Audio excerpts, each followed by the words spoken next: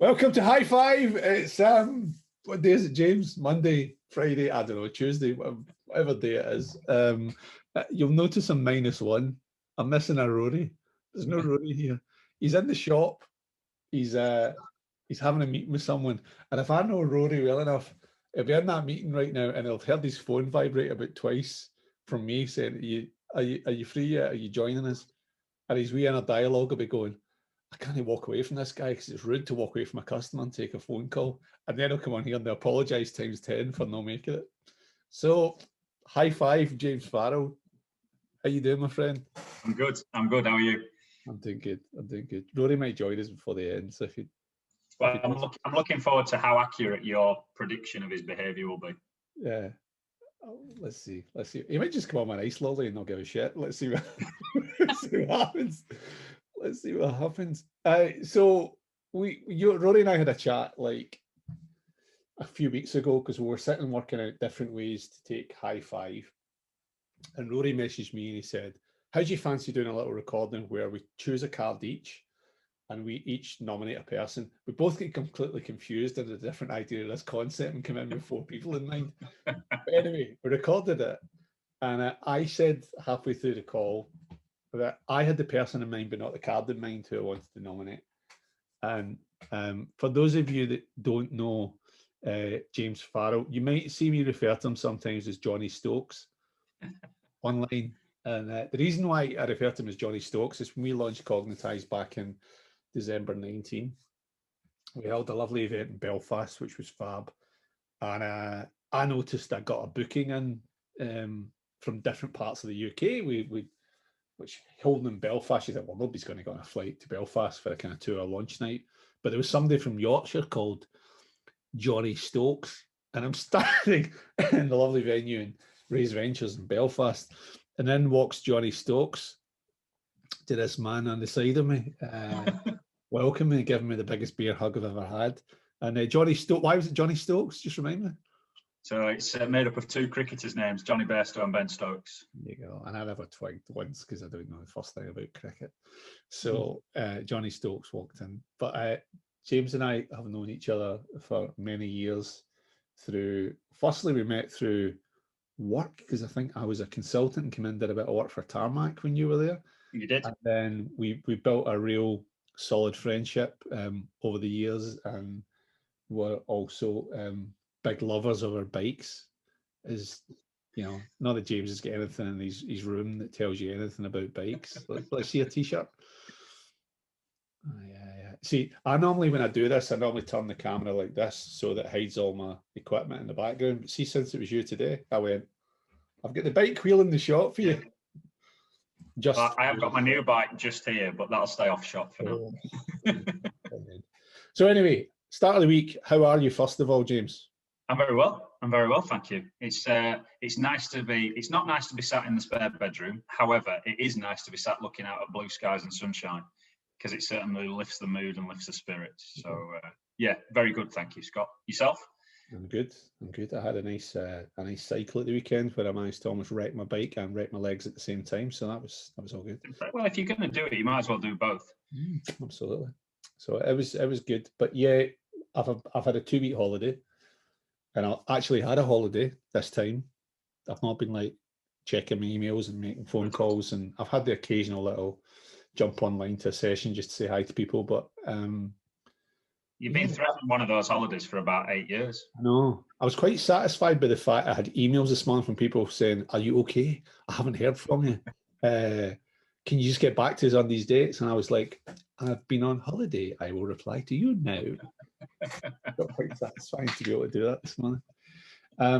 So you've had a major impact on Cognitize in a lot of different ways, James. Obviously, early on, I had a lot of conversations with you when I was working on it to help shape the solution. And I also know that one of the things that we do when we go cycling together is we have those kind of one-on-one friendship, chat, coaching, equilibrium things that go on, and you help me solve a lot of things, as I hope I do for you too. But it also gives me lots of ideas about where I'm going to head to. And I mention this a lot on High Five. I talk about it takes a village to try to make a product, and you were a massive part of that village. But I picked this card for you when Rory and I were chatting last week, helping hand, because we've obviously chatted a lot over the years. I've known each other about different aspects of work and life and where we're at. But I sat looking at this card and I thought, this is what I've noticed from you recently. And it's not something we've ever chatted about off camera, on camera. And I thought it'd be really interesting to get us on and to hear your take on it, because I've noticed that, for example, the stuff that we've done with Cognitize, the support you've given Olga, who we chatted to a few weeks ago, and her journey. And I mean, she's grateful that not only you provided a great insight, but also tears. So Olga, if you're watching this now, James makes you cry by the end. It's his fault, not mine. Okay. Sorry, Olga. The help. I was reading this gentleman's book again over the weekend, Jeff, and right at the very back of Jeff Way's book, just one more thing, and it mentions my name in here, which is nice, but it's also got your name right at the very top of that list, that you gave Jeff an incredible bit of help. And I remember Jeff talking quite explicitly about a question you asked him very early on when he was writing his book, and he just sat back and went, whoa, I hadn't thought about that. And when I see you do that all the time, my friend, I see lots of people around you that do that same thing, that you're brilliant at asking a question that gets people to think about what next and how next, which is ironic given the now what title of Jeff's book. I've also seen you do that for support you provided for our other mutual friend and Kirsty as well, and some of the times that you've spent chatting. I think I was chatting to Kirsty a few weeks ago, and she goes, oh yeah, I'm chatting to James next week. And I'm like, without me? Is that allowed? No, I have to be there. I'm going to be there when you chat to him. So it takes me full circle back to the card that I held up a few minutes ago, is that I've seen you give an incredible amount of support and be a helping hand to so many people. And I was keen to just dive into that a little bit more and explore more about the helping hands that you offer. What are some of the reasons why you do that? What are some of your intentions with it? What's the energy that it gives you? What do you think it does for others? And I don't have one single question on it, because I think there's so many I'd like to ask, but I'd love to know from you how Helping Hand finds you and what it means to you. It's a really good question. And when I saw that you'd pulled this card, I was like, right, well, can I come up with something really profound and far-reaching? And actually, no, I can't. But what I can say is, I think, well, two things. So there's something about me. So I think about what's important to me in my life. And actually three or four things. Three that stand out are friends and family, riding my bike, and helping people. So I think as I've got a little bit older and gone through various kind of changes in my life, some very positive, some a bit more traumatic, kind of boiled it down to what's important to me. So what are the things that give me satisfaction? And those three things give me great satisfaction. And then the other bit around helping people, I'm a firm believer that if you can, you should. Yeah. So that's about as profound as it gets. But you know, for me, it's something that's kind of, my wife Jane would say to me, she said, you always know if somebody needs your help. So, and it's not about special abilities, it's about being prepared to have your eyes and ears open and senses are kind of tuned in for, actually, can I add some value to somebody here? You know, I've got friends who say, you always know when to text and just check in, am I okay? And I challenge that, because for me, it's less about knowing when to text. It's about waving often enough so that when they need you, you're present. So yeah, if you come back to your question around what do I get from it, if I can see somebody become unstuck and move forward, if I can see somebody go on and achieve things they wanted to achieve, and I've been able to contribute to that in some way, whether it's tiny or more significant, then I get just that ability to reflect on it and go, actually, I see where somebody's got to, and I've played a small part in that. So there's just a real personal sense of kind of pride and satisfaction in that. Yeah, I think you undervalue what you've done and the impact you've had by that. And I don't dispute that you get value from that, but I just wanted to really amplify again the value that others get in you doing that big silent pause that comes after you ask that question or you offer that support. even if it's just checking in to see if someone's okay, in those moments, you're actually asking that person to ask themselves, am I actually okay, or do I need to chat to James a bit longer and help find the solution to this? And you know, back in March last year, I was having a pretty crap time of it with stuff, and nothing that was going on any different to anybody else's life that's listening or has watched this back. But to notice that somebody's not their normal self because they're a bit more absent online, or they're not spending as much time posting stuff, or they're not spending as much time messaging people or talking to people, is a skill. It's a real craft to be able to spot that and draw that out.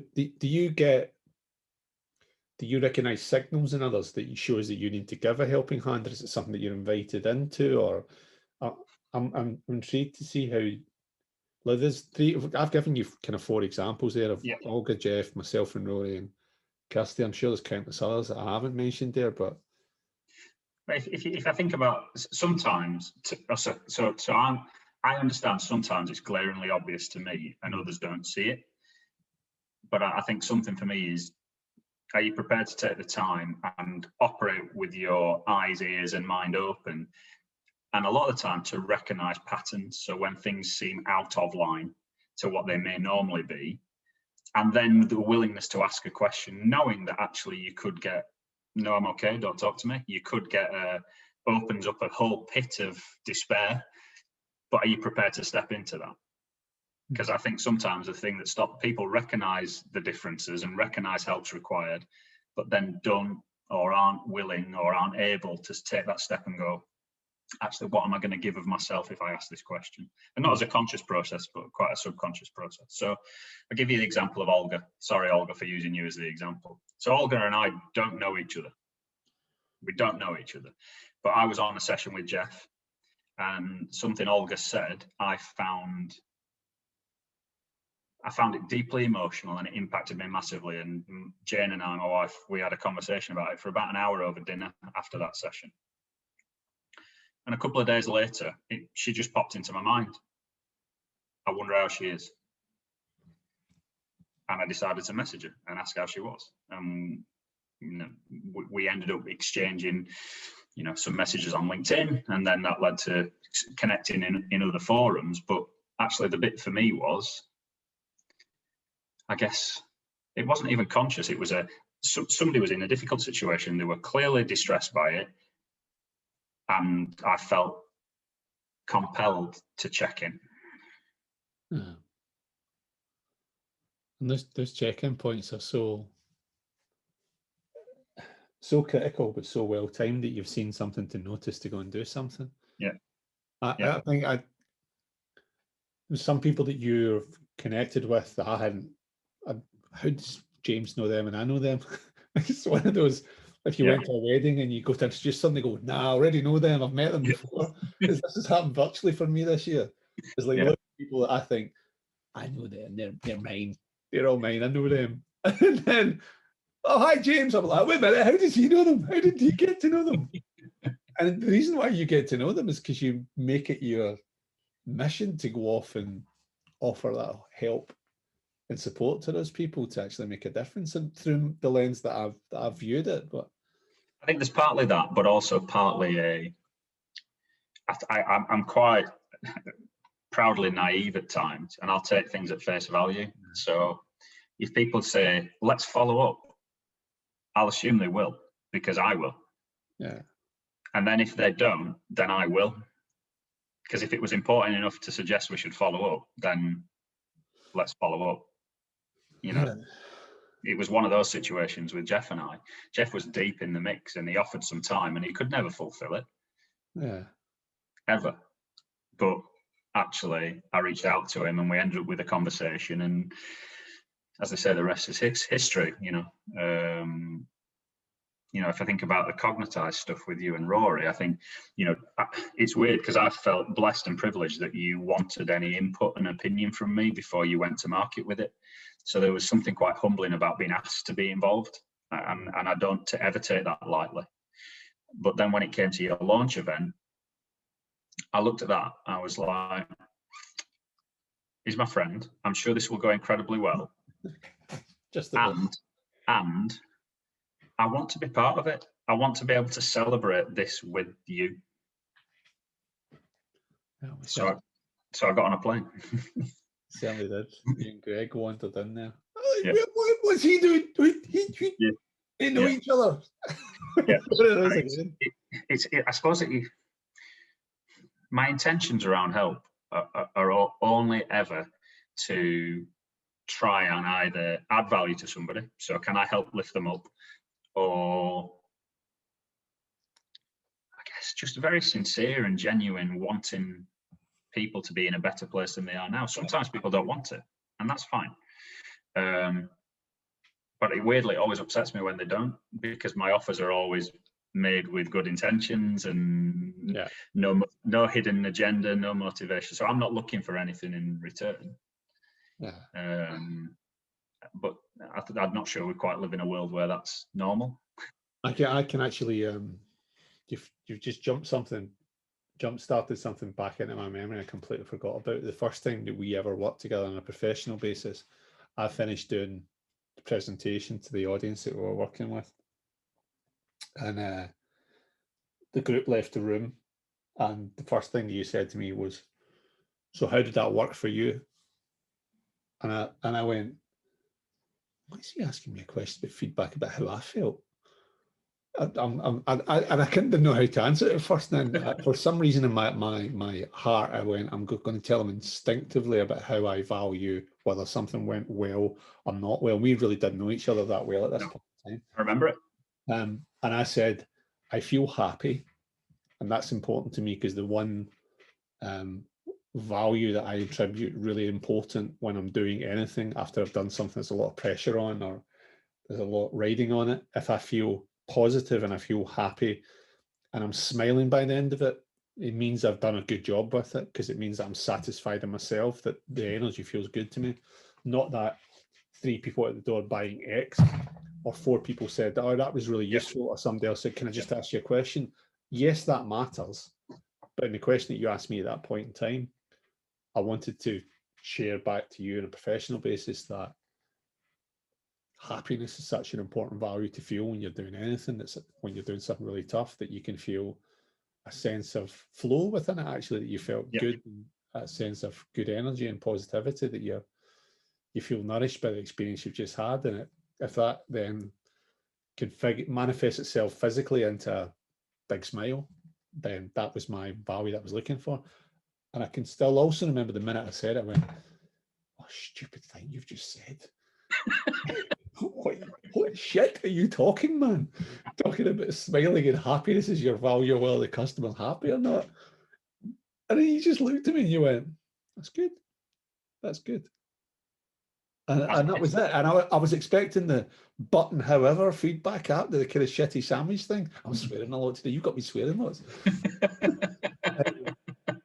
That didn't happen either. And I think if we fast forward that journey by, the last X number of years that we've worked and spent time together as friends, that I still see that quality so deep in those helping hands conversations that you're having with people. Is there's no pretension to give them advice or to give them feedback.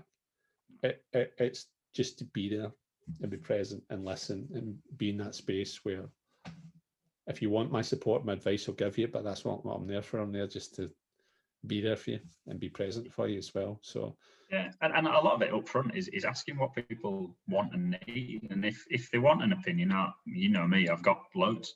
I'll offer one, but quite often that isn't what they want. I truly believe most of the time people have got the answers to their own questions anyway. They maybe just haven't been asking themselves the right questions. So if my job is to help them ask themselves the right questions so they can make progress and move forward, then that's great, and I'm happy to be part of it in that way. Right. So we've got a live message from Rory Kelly. Oh, have we now? First time ever on High Five. Rory may join us within the next 5 minutes. No promises. No promises. No promises. Rory, I know you don't know this is being recorded because you're currently having a conversation with someone. But Rory may join us for the end. If not, we'll sign off without him. It's fine. Yeah, It's all good. It's all good. It's interesting, Scott, in terms of the helping stuff, and there's times it weighs quite heavy. So, and I've not really kind of shared this with anybody other than Jane, because I feel compelled to help. So if I see that somebody needs help and I feel that I'm equipped to help them, I have to offer them something. And at times, the other bit of your brain's going, just walk, just walk, just walk, just walk. But I can't. You can't. I can't do it. And it's the same if people ask for my help. You know, it's trivial, silly things like, we need to move this bit of furniture. Can you? The answer is yes, and I'll figure the rest out. Yeah. So I think it's just about being there for people, and with all sincerity. And that's why I said at the start, I wanted to give you something profound, but it isn't profound. I think it's just that willingness to recognize that other people may want and need things from you, even if they don't recognize that in themselves. And are you prepared to put yourself in that space? I don't think anything needs to be profound when you're providing advice like that, but I do notice it when the space that we all work and live in, sometimes it's an expectation that people have to give you something to get something sometimes. I'll give a really simplistic example. I sold my roof box and my roof bars off my car the other day on Gumtree. Okay. They were sitting in my dad's garage, and he said to me, can you get rid of them? And I said, yeah, I'll just pop them on Gumtree and get them cleared. So I had them listed at £60 to get rid of them, and that was a bargain as far as I was concerned. I paid about 300 quid for it all in a few years ago, but they'd had a few journeys and camping trips, etc. But all, working well enough. And the guy came to my door, and he said to me, would you help me fit them if I gave you 70? And I was like, I'll help you fit them. Why do you have to pay me another £10 to help me fit them? Yeah. And I said, they're quite simple to actually put on. I says, I can show you how to do it. And he said, well, there's the other tenner. Before I'd even said yes, he handed me another. I said, I don't want any more money for it. I said, I've said the price is £60, and I'll show you, or I'll help you, or I'll put them on with you if that's helpful. I mean, it's roof bars right on our side of the card, so social distancing is pretty easy as well. Yeah. I said, I can do it for you, no problem. And he looked surprised. He was like, oh, right, okay. I kind of felt as if he was going to say, what's the catch? Yeah. What else do you want? Because that's not part of everyone's rhythm every day. So I don't think it reflects society, Scott, if you want. And it's a high five, let's not go too deep and meaningful, but I think it's a representation of the world we live in. Everything's transactional. I don't worry if it's something ridiculous to finish. I won't go too highbrow. But I think that when quite often it's when you offer something and it appears too good to be true. I'd hate the phrase, well, it probably is. Well, actually, in many cases with things like that, it isn't. It is exactly what it's intended to be, but people don't always know how to take it. Yeah, I know they don't. You can see the guy jumping back as if to say, "Well, why wouldn't you accept more money for something when that's how world can sometimes work?" Let's hope we're moving into a space that's going to become less of an abstract concept. Yeah. Well, you were involved in a lot of things around kindness and KindFest and things like that. For me, you can go down that route around kindness, and that's fine. But I think sometimes it's not about the motivation of being seen to be kind. Yeah. It's just do the right thing, regardless of how you're judged. We nearly get the Jane and James show there, by the way. We nearly did, yeah. We nearly did. Did you notice how I didn't flinch? You didn't flinch. And she didn't do that BBC News reporter thing and come and drag herself off camera. It was marvellous. Yeah. Normally it's well hidden because it's normally Bessie, my 3-year-old, who's coming and opening the door, and you can't quite see her over my shoulder. Right. Well, wait a minute. Jane, if you want to join us, it's cool. Don't worry about it. I don't know why I did that with my hands, by the way, as if you see them. Bessie does that now, but she does it like that. That's binoculars. What does that do? I'm going to try. Hold on. Jane, can you hear us? You're welcome to cut with what they do with my hands. Jane! That's just absolutely... You're as loud as you were first time, so it kind of works. Okay, the binocular shout, that's a new one. Right, so I invited you to pick a card for someone else and for someone else. And when Rory and I are normally recording, we don't know who that person is or what that card is going to be. So it can be somebody we know, someone we don't know that's new to us, a new relationship, a new conversation. And judging the amount of people that keep turning up that you know and I know, this could be anyone in the world. It could be a second cousin of mine that I'll go, how do you know them? It could be one of those. So the card first of all, and then you can maybe tell us who. So the card is this one. Oh, the rainbow one. Okay, lovely, lovely, lovely. We had a conversation about that fairy card with wonderful Sarah Parrott. Okay, be a rainbow card. Now I can beat Rory to it with cards this week because he's not here to actually find one. Yep. Tell us about that card and who then. Okay, so I picked this card for this individual because right at their core is about, they've got a high value around lifting people and people's happiness and people's well-being. And I've seen it more and more through this COVID times where there's a real concern, almost a recognition of what might be going on for themselves, but actually how can I fix it for me and help other people be in a better state of mind and a better place. So incredibly uncomfortable for her. She's took the step to step into social media and create a kind of persona for herself that's very much around inspiration, and it's around kindness, and it's about some regular challenges to get people thinking around, you know, mental well-being, around physical well-being, and just really took a step that she was scared to death of. So a real bravery, but her intentions are all around positivity and lifting people up. So her Instagram is @SallyInspo. And it's a community that she's trying to build to just encourage people to be happier, live a better life, be in a better place. So the individual is a lady called Sally Bryce. Brilliant. Okay, fabulous. You know Sally? No, I don't think I do know Sally, no. I bet you do. I probably do. So Sally used to be Learning and Development Manager at Warburton's. Ah, right, okay. And she's currently Head of Learning Development at JCB. Yeah, I know exactly what you mean. Okay. Brilliant. Oh. Sally, I am super excited about chatting rainbows with you. Brill. So you can connect us up with Sally and we can... I will. Absolutely, I will. Yeah. She will love and hate me for it, but you're welcome, Sally. You're all friends. As I said earlier, Sally, it's somebody else that I probably know that James introduced me to, or I introduced James to. It'll be, before we know, we'll be second cousins of Sally. Will be on Cognitize Connect next, having a conversation with us. Thank you very much, James. Just before we high five to finish, because it's now past in my watch, and it's a long 5 minutes for Rory, that, isn't it? No, he's not going to make it, I think. He'd probably jump up as I'd start to do this right at the very end. We have started in high five for no particular reason other than it's just a nice thing to do, to finish with a little gift for people as well. And you haven't really spoken about bikes that much, really. Well, not really. I'm going to put on my biking jacket to give this award. So I've got my jacket here. Hold on. So, have you still got that one? Still got that one, yeah. It's one of the older ones. Okay, the biking jacket's now on. I mean, that'll zip it up so it looks like I'm on the bike. Do you notice how my bike jacket matches the rim on my bike there? I do, yeah. I was thinking we should maybe have done this, Scott, in matching tops. We should maybe have done it in this.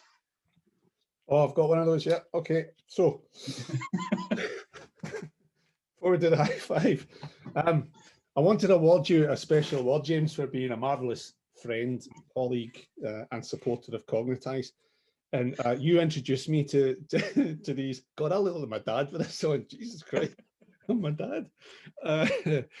You introduced me to Veloforte. Yep. And I'd never heard the word Veloforte before until you introduced me to them. But they've produced a new variety of their electrolytes gels, and I don't know whether you have tried maple, coffee, and guarana. Yeah, I live on them when I'm turbo training, mate. Okay, well, live on them. Send you some anyway. I'll get them well. I thought they were marvelous, and I thought I'd made a discovery. No, they are marvelous, and you have made a discovery, and I'm 100% with you.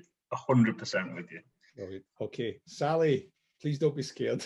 I won't dress as a cyclist when we chat. All right, mate. Anyway. So my gift back to you then with Vela 40 is, have you tried the Mocha bars? Oh yes, I have. I had one on Saturday. The ones in the kind of brown coloured packaging. Yeah. Oh my word! I did get a little confused when I unwrapped it. I noticed there was a bit of paper stuck to the bottom of it. Yeah. And I thought, to stop it to sticking to the packaging as it gets hot in your back pocket. Right. See, I started trying to peel it off, and then I, do you know what? I felt as if there was like an effigy of you hanging over me, going, "Leaper, why are you scratching the paper off the bottom of the cereal bar? You idiot! Just eat the bloody thing." Like, nice bit of rice paper. Needed. If it was on the bottom of a coconut bun, you'd have been fine, wouldn't you? See Chris Boardman on TV giving you cycling tips. You just need James Farrell providing. Right, my friend. High five. Thank you for spending time today. See you soon. No, I love the conversation. Great to see you, mate. You too. Take care. Take care. See you soon. I'm so excited for today's high five with you, Scott and James. I'm ready. I'm ready. Scott? James? Scott? James? Scott and James? High five.